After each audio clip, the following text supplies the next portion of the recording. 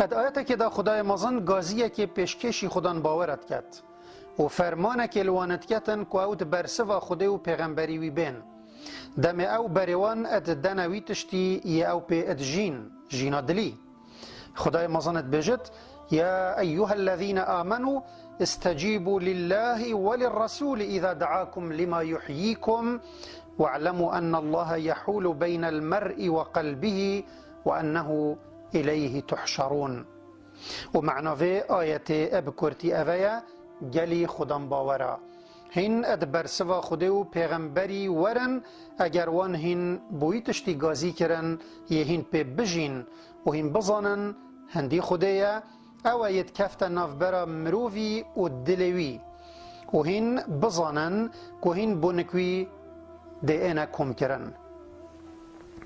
و جفه آیت چند مسئله که دیگرنگ بوما اشکرات بن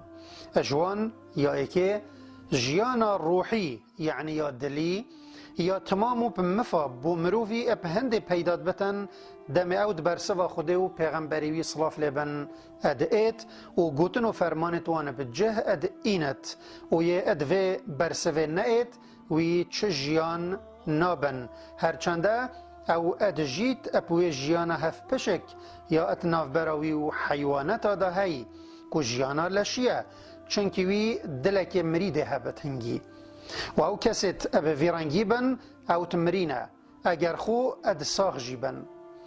نوکی وان یت جین جیانکا روحی او اد ساخن اگر خو اب لشیوه اد مری جیبن و یه جیناوی یا دلی اش جینا هر کسکی تمامتر او یه گهداریا وی بوگازی خوده و پیغمبری اش یا هر ایک دی تمامتر چونکی هر تشتکی وان او بوگازی کربتن جین تدا هیا و هر پشککا اجوه یا وان او بوگازی کری اگر اج دست وی چو معنی او وی پشکک اج جینه اج دست خو کر اد آیت کدی دا خدای مزن اشارت ددتا وی جیانه دمت بیجت او من کان میتا فاحییناه وجعلنا له نورا يمشي به في الناس كمن مثله في الظلمات ليس بخارج منها يعني ارما او هر دو کس وکی ایکن یه مجین دایه وش مرنه رزگار کری و روناهیک یعنی هدایتک دایه او پیت ناف خلکی دا بیتو بچت و اویت نافتاریا دا مای و نشت جدر کفت نه او وکی ایک نینن یکی راست پلش خوی زندی بو بله او اش مریا حسابت بو چنکی دلوی هدایت ننیاسی بو ما دلوی تجی هدایت کر و جاو زندی بو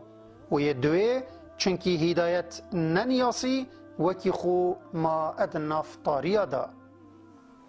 یکی دمت ناف خلکی دا اد چت روناهیوی یا اد دستی دا لو خلکی دی همی هو جیوینه اشبر و روناهیوی هی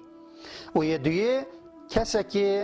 کسا که منت پوی نینه چونکی او جی وکیوان یه دست والایه اج روناهیه و خوب بر پیت خوشی نابیند